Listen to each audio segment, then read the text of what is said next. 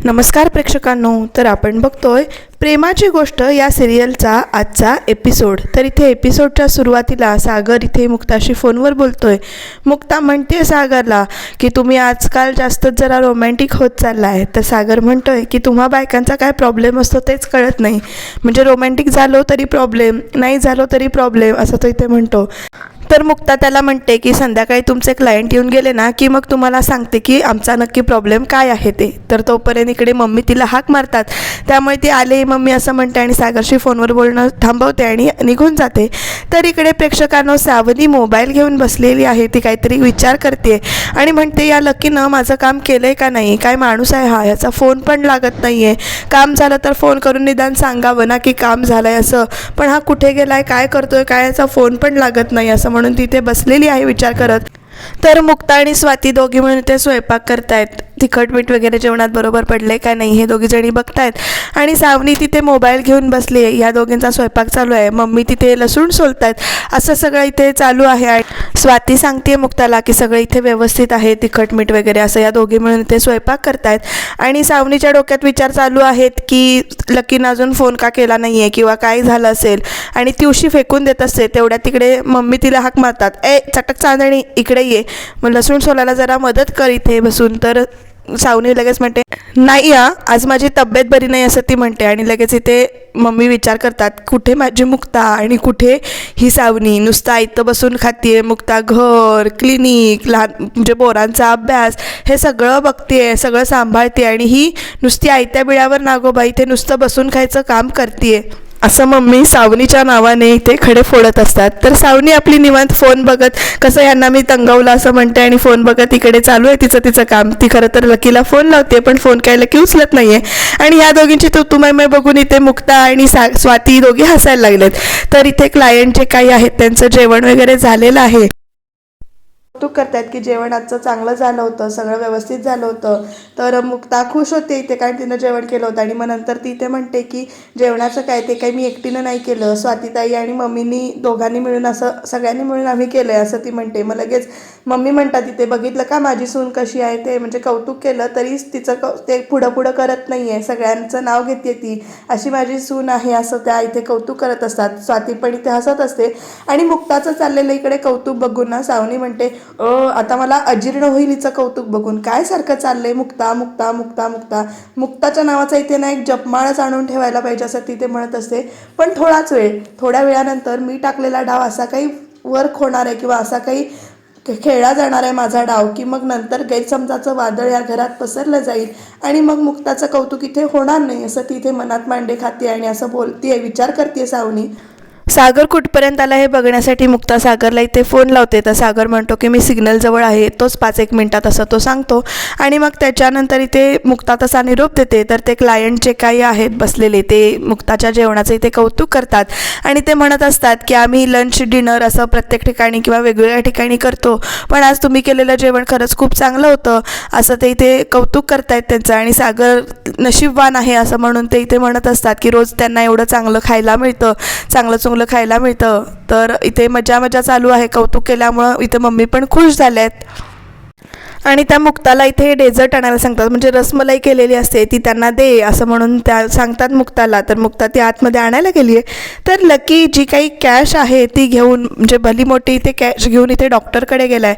डॉक्टरला सांगतोय की तुम्ही इथे आणलेली, तुम्ही सांगितलेली जी काही कॅश आहे ती सगळी मी इथे तुम्हाला आणून दिली आणि माझ्या ऑपरेशनमध्ये काही प्रॉब्लेम होणार नाही ना, काही काळजी करण्याचं कारण नाही ना. तर ते डॉक्टर म्हणतात की काळजीचं काही कारण नाही, नर्स आता तुमचं सगळं डॉक्युमेंटेशनची जी काही प्रोसेस आहे ती कंप्लीट करतील. ऑपरेशनच्या आधी 3-4 तास तुम्हाला इथे काही खायचं प्यायचं नाही आहे, तुम्ही बाजूच्या रूममध्ये जाऊन इथे आराम करा आणि आपण लवकरच ऑपरेशनची प्रोसिजर सुरुवात करूया असं ते इथे सांगतात. आणि लकी पण इथे घाबरलेला असतो, तर काही होणार नाही ना असं तो सारखं विचारतो. तर डॉक्टर त्याला विश्वास देतात की तुम्हाला काही होणार नाही, तुमचा जो काही प्रॉब्लेम आहे तो इथे निघून जाईल आणि तुम्ही काळजी करू नका, तुम्ही बाजूच्या रूममध्ये जा असं म्हणून ते डॉक्टर लकीला सांगतात. लकी निघून गेल्यानंतर डॉक्टरनी त्या सावनीला फोन केला आहे आणि सावनीला ते सांगतायत की तुमची जी काही रक्कम होती ती माझ्यापर्यंत इथे पोचली आहे. तर सावनी म्हणते अच्छा, म्हणजे मी घोड्यापेक्षा गाढवावर पैसे लावलेत तर गाढवाने ते पैसे तुमच्यापर्यंत व्यवस्थित आणून दिले म्हणायचे. तर ठीक आहे, आता पुढे तुम्हाला काय करायचं हे तुमचं तुम्हाला माहिती आहे ना, असं म्हणते आणि ती इथे फोन ठेवून देते. आणि मग इथे स्वतःचाच विचार करत म्हणते की आता चला मी रचलेल्या जाळ्यामध्ये इथे मुक्ताची जी काही नाती आहेत किंवा जी काही माणसं आहेत ती अशी भुर्र उडून जाणार आहेत.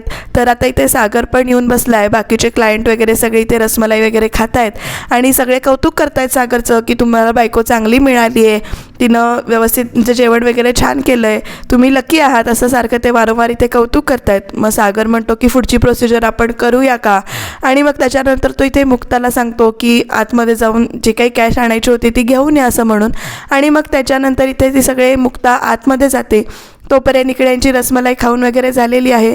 जेवणाचं ते खूपच कौतुक करतायत, बहुतेक त्यांना खूप बऱ्याच दिवसांनी चांगलं जेवण खायला मिळालं असावं असं मला वाटतं. तुम्हाला काय वाटतं ते कमेंटमध्ये नक्की सांगा. आणि तुमचं असं कोणी कौतुक केलं की तुम्हाला पण आनंद होतो ना, ते सुद्धा कमेंटमध्ये नक्की सांगा. तरी ते क्लायंट म्हणत असतात की रसमलाई आम्ही खूप खाल्ली, आम्हाला ड्राईव्ह करून जायचं आहे त्यामुळे अजून नको, रसमलाई चांगली झाली होती आणि बेसिकली आम्ही तुमच्याबरोबर डील करायला इथे तयार आहोत असं म्हणून ते क्लायंट सागरला सांगतायत. त्यामुळे सगळी ते खुश झालेत.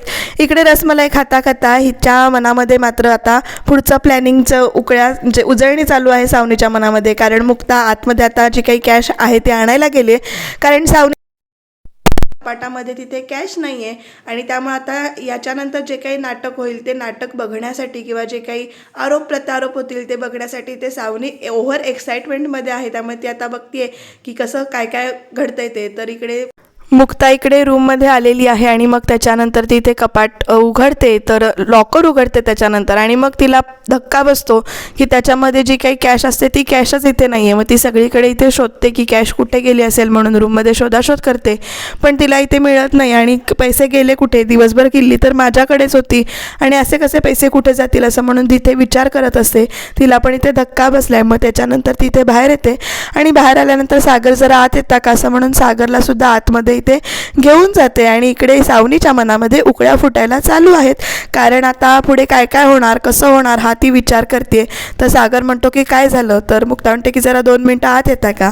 आणि मग त्याच्यानंतर सागरसुद्धा इथे आतमध्ये जातो आणि सागर आतमध्ये गेल्यानंतर इथे मुक्ता सागरला सांगते की कपाटामध्ये जी काही कॅश ठेवली होती ती कपाटामध्ये इथे कॅश नाही आहे, कॅश सापडत नाही आहे, कुठे गेलेत पैसे माहिती नाही असं ती इथे म्हणते आहे. आणि ते ऐकून सागरला सुद्धा तेवढाच धक्का बसतो आणि सागरसुद्धा धावत लॉकरकडे येतो. लॉकर चेक करतो तर तिथे कुठेच पैसे दिसत नाहीत. आणि मग तो नंतर म्हणतो की दागिने तरी आहेत का बघा. मग दागिने सगळे चेक करतात तर दागिने असतात, फक्त कॅशच तिथली नसते. आणि आता कुठे गेली असेल कॅश म्हणून त्या दोघांची इथे शोधाशोध चालू आहे. बाहेर तर क्लायंट थांबलेत आणि नेमकं आता करायचं काय हा प्रश्न पडला आहे. तर इथे दागिने शोधलेत, दागिने आहेत व्यवस्थित, खाली वगैरे कुठे इकडे तिकडे ठेवलेत का पैसे असं म्हणून दोघंजणं शोधत आहेत, तर पैसे इथे कुठेच सापडत नाही आहे.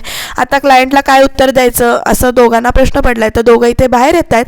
पैसे घरातल्याच कोणीतरी ते घेतले असण्याची शक्यता आहे, पण घरातलं कोण घेणार हे या दोघांच्या पण लक्षात येत नाही आहे. आणि आता नेमका गेले कुठे, कारण रक्कम भरपूर मोठी आहे आणि पैसे गेले कुठे असं दोघांना इथे विचार करतायत दोघंजणं. सागर इथे बाहेर येऊन त्या क्लायंटला सांगतो की ॲक्च्युली मी कॅश जी काही आहे ती मिहीरकडे दिली आहे आणि मिहीर इथे नाही आहे, तर मी उद्या तुमच्याकडे ती रक्कम जी काही आहे ती पोच करतो असं म्हणून सागर क्लायंटला सांगतो.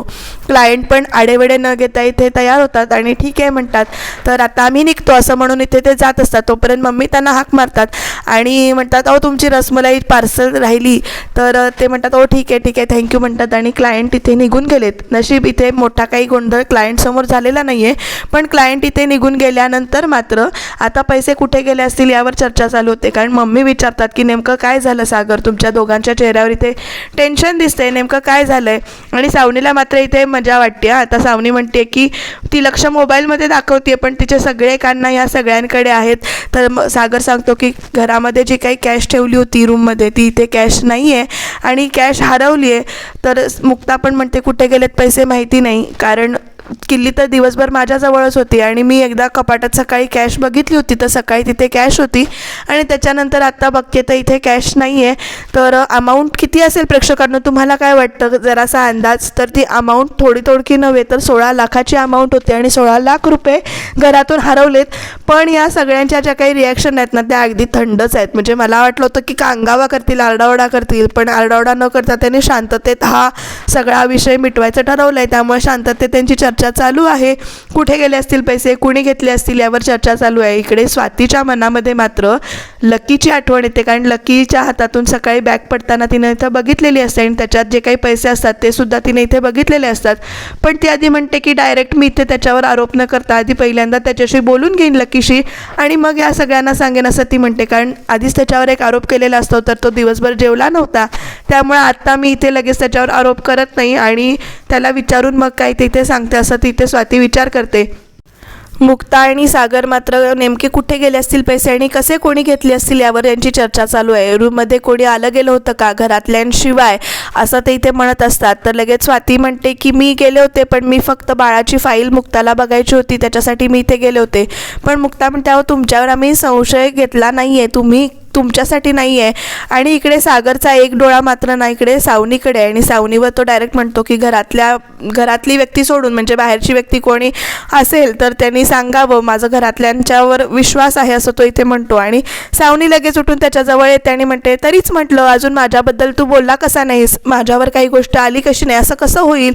आणि मी इथे तुझ्या बायकोलाच विचार की तुझ्या बायकोबरोबरच मी इथे सकाळी दवाखान्यात गेले होते, त्यामुळे चोरी वगैरे करण्याचा किंवा मी तुमच्या घरामध्ये जाऊन चोरी करण्याचा, रूममध्ये जाऊन चोरी करण्याचा प्रश्नच येत नाही, कारण मी दिवसभर घरात नव्हतेच. हवं तर तू नाही इथे तुझ्या बायकोलाच विचार असं म्हणून ती परत इथे त्यालाच उलटं बोलते आणि म्हणते की किल्ल्या ज्या काही होत्या त्या मुक्ताकडेच होत्या, मुक्ताने तिच्या आईबाबांना पाठवलं ना आता वर्ल्ड टूरला असं म्हणते ते. आणि मग मुक्ता पण गप्प कशाला बसते, मुक्ता येते आणि चिडून म्हणते की माझ्या आईबाबांना मी जे काही फिरायला पाठवले किंवा जी काही माझी मी मजा करते ती सगळी मी स्वतःच्या जोरावर करते, त्याच्यासाठी मला घरातल्या घरात चोरी करायची काहीच गरज नाही आहे. घर माझं आहे, घरातली माणसं माझी आहेत, नवरा माझा आहे, मला जर का पैसे हवे असतील तर मी इथे पैसे मागून घेईन, मी कशाला इथे चोरी करू असं म्हणून ती इथे विचारते उलटच मुक्ता सावनीला.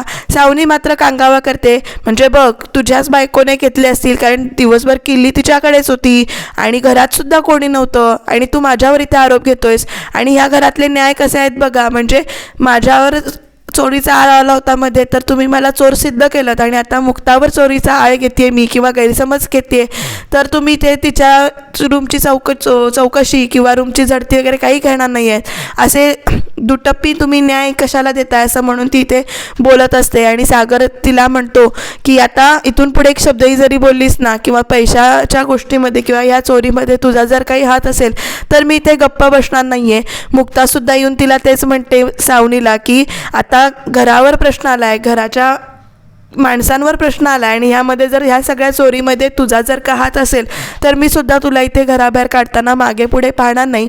आणि मला जी काही मजा करायची आहे ना ती मी माझ्या पैशांवर करते, माझ्या ताकदीवर करते, त्यामुळे मला चोरी करायची गरज पडलेली नाही आहे असं ती इथे म्हणते. आणि त्यामुळे तिनं धमकी दिलेली आहे, अल्टिमेटम दिलेला आहे सावनीला की मी तुला या घरातून आता बाहेर काढायला मागे पुढे पाहणार नाही, तुझी चूक आहे एवढं फक्त कळू दे या सगळ्या गोष्टींमध्ये किंवा तुझा हात आहे कळू दे, तर मी तुला इथे घराबाहेर काढायला मागे पुढे पाहणार नाही असं आता तिनं सांगितलंय मुक्तानं सावनीला. बघूया सावनी घराबाहेर जाईल का, तुम्हाला काय वाटतं ह्या सगळ्यामध्ये असलेला सावनीचा हात किंवा लकीने केलेली चोरी ही कधी उघडकीस येईल ते तुम्हाला काय वाटतं ते कमेंटमध्ये नक्की सांगा. घरचे सगळेच सावनी सोडून घरचे सगळेच इथे टेन्शनमध्ये आलेले आहेत. मुक्ता इथे सावनीला भडकवून ओरडून इथे आतमध्ये येते आणि मग ती सगळं इथे आठवते की सकाळी इथे कॅश होती, तिनं लॉकर चेक केला होता आणि मग त्याच्यानंतर आता संध्याकाळी जेव्हा मी पैसे बघायला गेले तेव्हा पैसे नव्हते, तर पैसे गेले कुठे असा ती इथे विचार करते. सागर येतोय तिच्या पाठीमागून, तेव्हा ती सागरला म्हणते की तुम्ही एवढ्या विश्वासाने माझ्यावर जबाबदारी दिली होती आणि मी काय केलं, मी ती जबाबदारी नीट पाळू नाही शकले असं म्हणून ती स्वतःला इथे दोष देत असते. कुठे गेले असतील हे पैसे किंवा कुठे गेले असतील कॅश काही कल्पना नाही आहे, असं कसं घरातले पैसे इथे कोण घेऊन जाऊ शकतं असं ती इथे विचार करते. सागर तिला समजावतोय की तुमच्यामुळे तर काही नाही झालं, पैसे मिळतील, काळजी करू नका, सापडतील पैसे, असं दोघं एकमेकांना इथे विश्वास देत आहे. हीच तर खरी नात्यांची परीक्षा असते ना, म्हणजे एकमेकांना समजून देणं, एकमेकांना विश्वास दाखवणं, हेच तर नात्याचं खरं कसं बसतं. आणि सागर इथे मुक्ताला विश्वास देतोय की इथे काही होणार नाही, आपल्याला पैसे मिळतील आणि तुम्ही काही केलेलं नाही आहे, तुम्ही सावनीच्या बोलण्याकडे इथे लक्ष देऊ नका असं इथे सागर इथे मुक्ताला समजावतोय. तर मुक्ता म्हणते की हे सगळं आता माझ्यामुळेच झालं आहे, बघूया नेमकं काय घडतंय. तर प्रेक्षकांनो उद्याच्या भागामध्ये स्वाती इथे सांगते की मी लकीला इथे पैसे घेऊन जाताना बघितलं होतं आणि मग त्याच्यानंतर प्रेक्षकांनो इकडे मुक्ता लकीच्या रूममध्ये इथे जाते तर लकी तिच्या समोर गुडघ्यावर डोकं ठेवून इथे रडतोय आणि म्हणतोय की तुझा विश्वास खोटा ठरलाय. नेमकं काय घडलंय उद्याच्या भागात जाणून घेऊया.